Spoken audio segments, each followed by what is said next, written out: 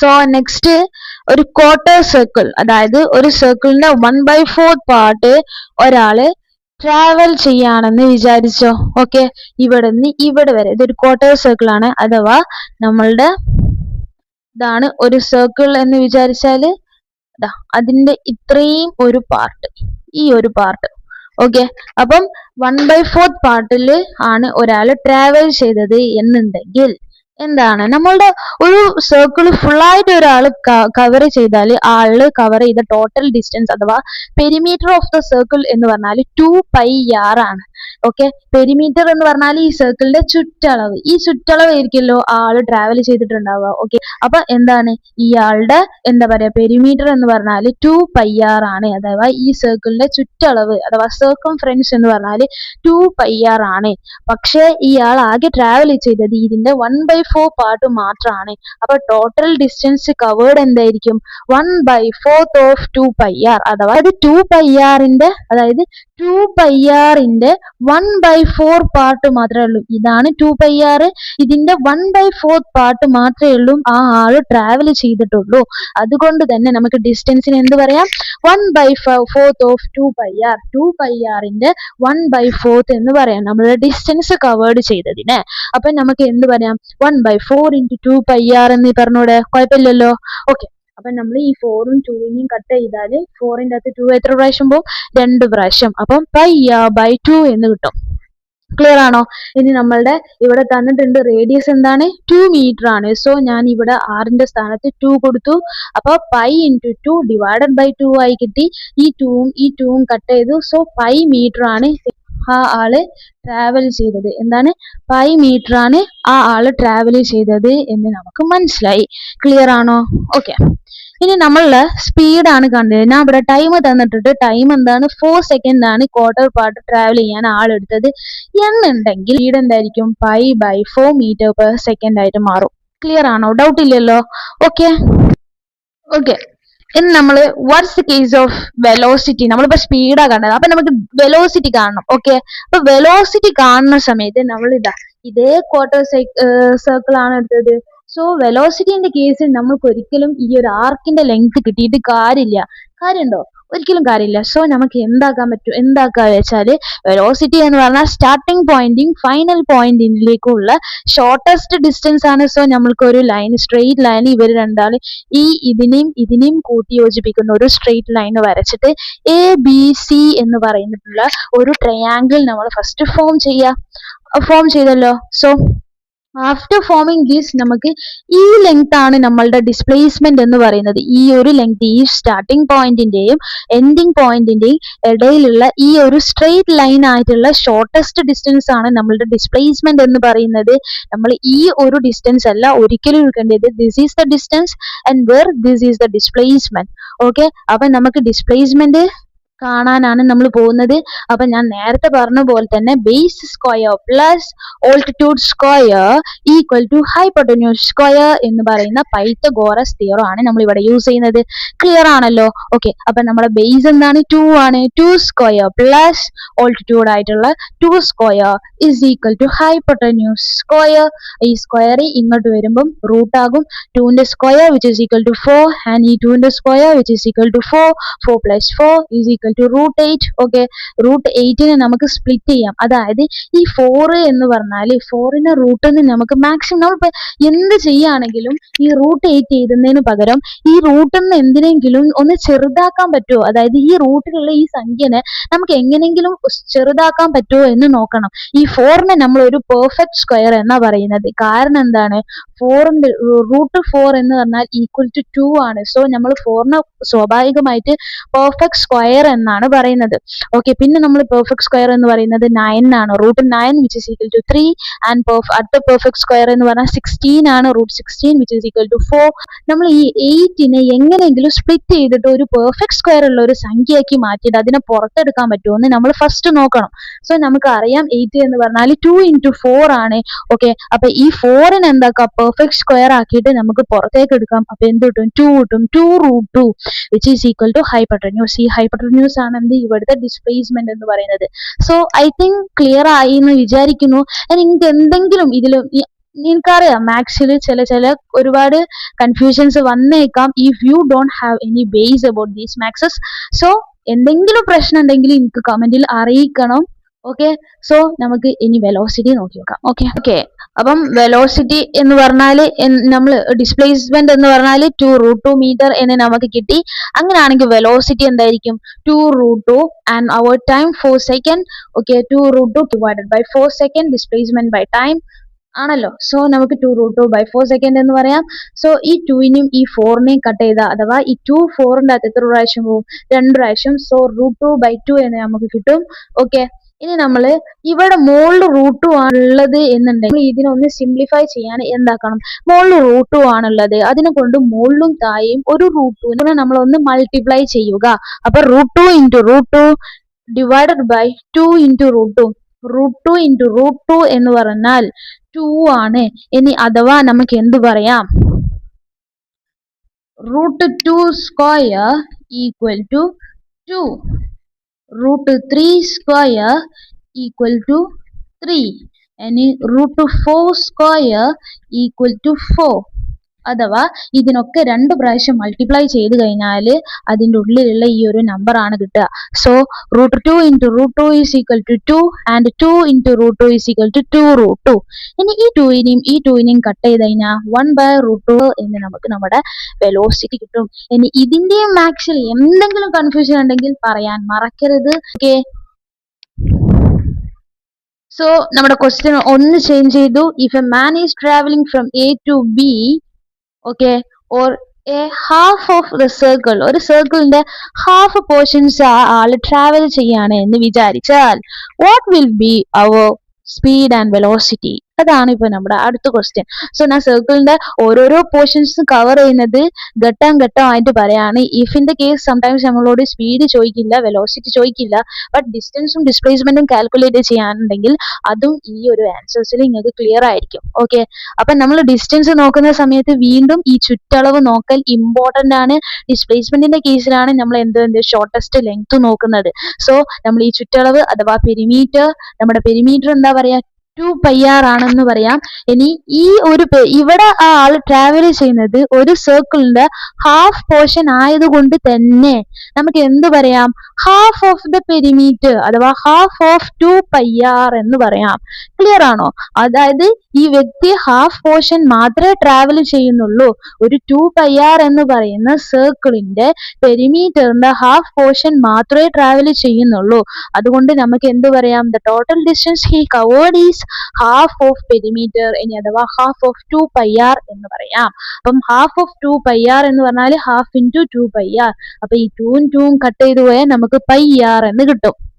Okay, അങ്ങനെ ആണെങ്കിൽ ഇനി എന്താണ് ഈ πrൽ ഈ റേഡിയസ് നമുക്ക് എന്ത് പറയാ?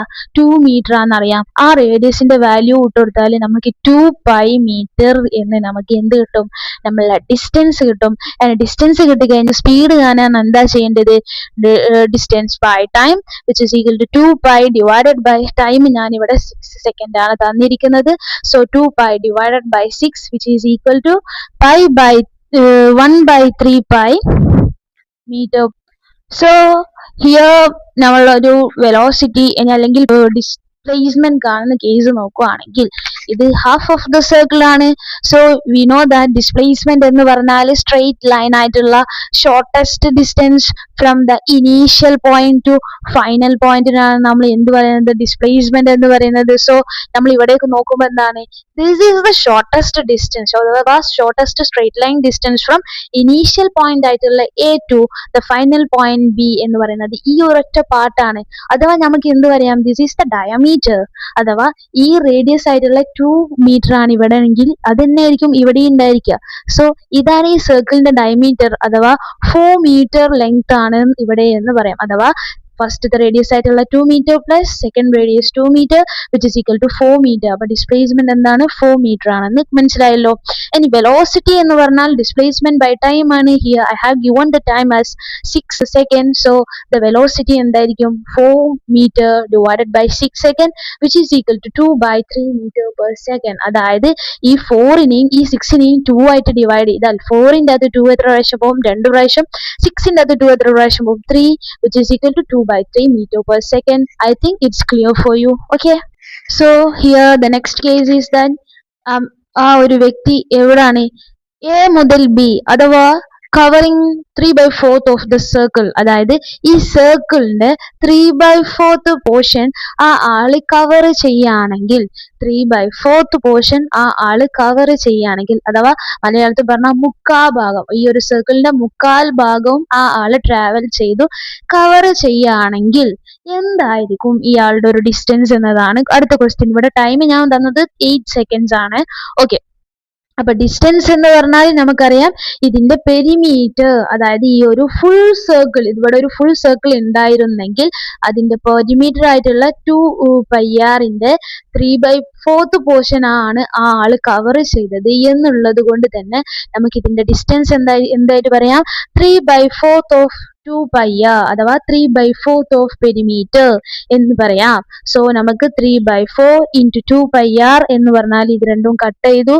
സോ 2 4 2 പ്രാവശ്യം പോകും. സോ 3/2πr എന്ന് കിട്ടും. ഇനി നമ്മൾ 6 റേഡിയസ് നമുക്ക് എന്തറിയാം, 2 മീറ്റർ എന്നറിയാം. അത് ഞാൻ ഇവിടെ സബ്സ്റ്റിറ്റ്യൂട്ട് ചെയ്തു. സോ 2 into 2 divided by 2π എന്ന് കിട്ടും. സോ നമ്മൾ ഈ 2 ഉം 2 ഉം കട്ട് ചെയ്താൽ 3π മീറ്റർ ആണ് എന്തെന്ന് പറയുന്നത് ഈ ആള് ആകെ ട്രാവൽ ചെയ്തിട്ടുള്ള ഡിസ്റ്റൻസ് എന്ന് നമുക്ക് കിട്ടി. നമുക്ക് വേണമെങ്കിൽ പൈന്റെ വാല്യൂ ആയിട്ട് 3.14 സബ്സ്റ്റിറ്റ്യൂട്ട് ചെയ്യാം. പക്ഷെ അധിക കേസിലും നിർബന്ധമില്ല, എക്സാമിൽ 3π എന്നിട്ടാൽ തന്നെ നമുക്ക് മാർക്ക് കിട്ടും. സോ ഞാൻ അതുകൊണ്ടാണ് കാൽക്കുലേഷൻസ് ഓവർ കോംപ്ലിക്കേഷൻസ് ആക്കണ്ട എന്ന് വിചാരിച്ചിട്ടാണ് ഇവിടെ 3π എന്ന് ഇട്ടത്. ഓക്കെ, 3π മീറ്റർ ആണ്.